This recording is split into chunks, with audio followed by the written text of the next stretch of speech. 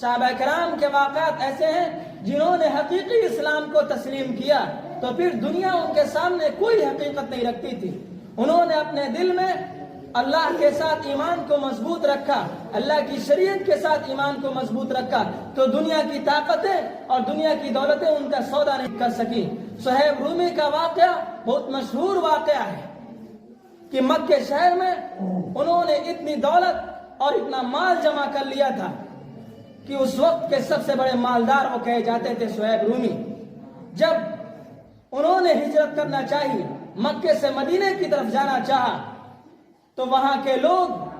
وہاں کے کفار، وہاں کے مشرکین اور وہاں کے دشمن ان کے راستے میں حائل ہو جاتے ہیں اور صہیب رومی سے کہتے ہیں کہ صہیب، تم نے ہمارے ملک میں رہ کر، ہمارے شہر میں رہ کر دولت اور مالداری حاصل کی، کیا تم چاہتے ہو کہ اس دولت اور اس مال کے ساتھ ہمارے شہر کو چھوڑ کر مدینے چلے جاؤ؟ تو یہ نہیں ہو سکتا. یا تو تم کو اپنے مال اور اپنی دولت کی قربانی پیش کرنی ہوگی اور اس دولت کو یہیں چھوڑ کر جانا پڑے گا، تب ہم تم کو مکے سے مدینے جانے کی اجازت دیں گے.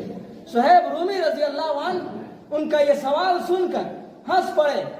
اور کہا کہ بس اتنا آسان سودا ہے اور اتنا معمولی سودا ہے؟ کیا تم یہ چاہتے ہو کہ ہم اپنا مال اور اپنی پوری دولت اور اپنی زندگی کا پورا سرمایہ یہی چھوڑ دیں؟ تو کیا تم مجھے مکے سے مدینے جانے کی اجازت دو گے اور اللہ کے رسول صلی اللہ علیہ وسلم کے ساتھ جانے کی اجازت دو گے؟ تو انہوں نے کہا ہاں. تو صہیب رومی رضی اللہ عنہ قربان جائیے ان کے ایمان پر، یہ حقیقت ایمان کا نتیجہ تھا. ان کے دل میں ایمان پہ وصف ہو چکا تھا، ان کے دل میں ایمان بالکل گھر کر چکا تھا کہ انہوں نے اس پوری دولت کو، اس پورے سرمایہ کو ایک معمولی سودا سمجھا اور کہا کہ ایمان کے مقابلے میں اور اللہ کے رسول صلی اللہ علیہ وسلم کی معیت کے مقابلے میں اس مال اور اس دولت اور اس سرمایہ کی کوئی حیثیت نہیں. تم اس کو حیثیت دینا چاہتے ہو، تم اس کو اپنے لیے بڑا سرمایہ سمجھتے ہوگے، تم اس کو اپنے لیے ایک بڑی دولت سمجھتے ہوگے، لیکن ایمان کے مقابلے میں اور اللہ کے رسول صلی اللہ علیہ وسلم کی معیت کے مقابلے میں اور ہجرت کے مقابلے میں اس مال کو ہم کچھ نہیں سمجھتے ہیں. اگر تمہاری یہ خواہش ہے کہ ہم اپنا سب مال یہیں چھوڑ دیں تو ہم پورا مال اور پوری دولت یہیں چھوڑ کر جاتے ہیں اور اس دولت پر لات مارتے ہیں جو ایمان کو، جو اللہ کے رسول صلی اللہ علیہ وسلم سے رشتہ توڑوا دے اور جو اللہ کے رسول کی معیت میں حائل آئے اور ان کا ساتھ دینے میں حائل آئے. تو یہ ایمان کی حقیقت تھی جس کی وجہ سے صہیب رومی رضی اللہ عنہ نے اپنی پوری دولت اور اپنی زندگی کا پورا سرمایہ مکے میں چھوڑ دیا اور اللہ کے رسول صلی اللہ علیہ وسلم کا ساتھ ہو لیے. یہ ایک واقعہ نہیں، اس طرح کے ہزاروں واقعات ہیں کہ ایمان جب ان کے دل میں اتر چکا تھا، ایمان جب ان کے دل میں پیوست اور جاگزی ہو چکا تھا تو انہوں نے پھر اپنی پوری دولت اور اپنی زندگی کا پورا سرمایہ قربان کر دیا. خبیب رضی اللہ عنہ کا واقعہ ہے کہ دشمنوں نے ان کو چاروں طرف سے گھیر لیا تھا اور یہاں تک کہ ان کو سولی پر چڑھا دیا گیا تھا اور ان سے یہ کہا جا رہا تھا کیا تمہیں یہ پسند ہے کہ تمہاری اس جگہ پر محمد صلی اللہ علیہ وسلم کو نعوذ باللہ سولی دے دیا جائے اور تمہیں چھوڑ دیا جائے؟ تو خبیب رضی اللہ عنہ اسی حالت میں اور اسی کیفیت میں اور سولی پر چڑھے ہوئے تھے، تڑپ گئے اور کہا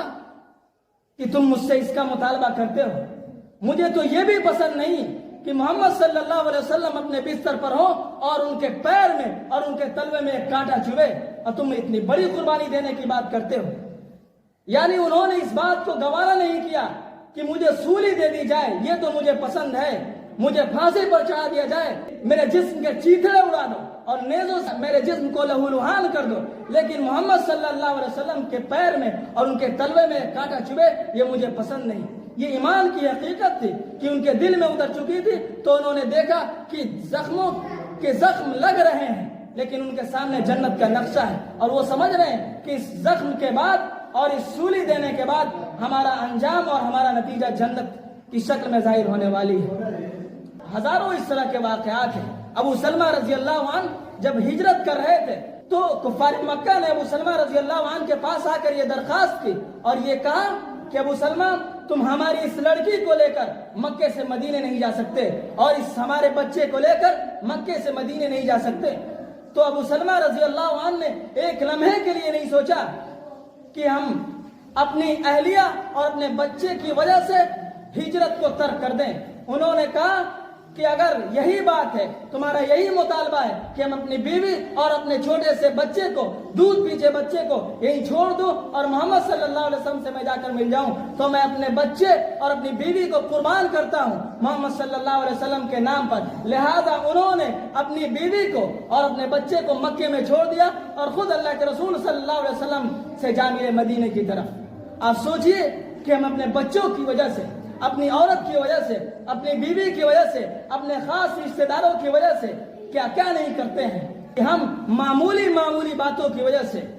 ہم اپنا ایمان کا سودا کر دیتے ہیں، اور جھوٹی محبت کی خاطر نہ جانے کتنی ایسی لڑکیاں ہیں، نہ جانے کتنی ایسی مائیں اور بہنیں ہیں جو آئے دن اسلام کو چھوڑ کر کفر کا طریقہ اختیار کر رہی ہے، نہ جانے ہمارے کتنے ایسے بھائی ہیں جو ہمارے بڑے اور بزرگ ہیں جو جھوٹی محبت کی خاطر ایمان کا سودا کر دے رہے ہیں۔ اس طرح کے ہزاروں واقعات ہیں۔ اس لیے بتانا یہ مقصود ہے کہ اگر ہم نے صرف اسلامی نام رکھ لینے کی وجہ سے یہ سمجھا کہ ہم اللہ کے ہاں مقبول ہیں اور اللہ کے ہاں ہم مسلمان اور مومن ہیں، تو یہ خواب بہت جھوٹا خواب ہے۔ اس لیے اس بات کو خوب اچھی طرح سمجھ لیجئے، جب تک ایمان ہمارے دلوں میں پیوست نہ ہو جائے، جب تک ایمان ہمارے دلوں میں جاگزی نہ ہو جائے،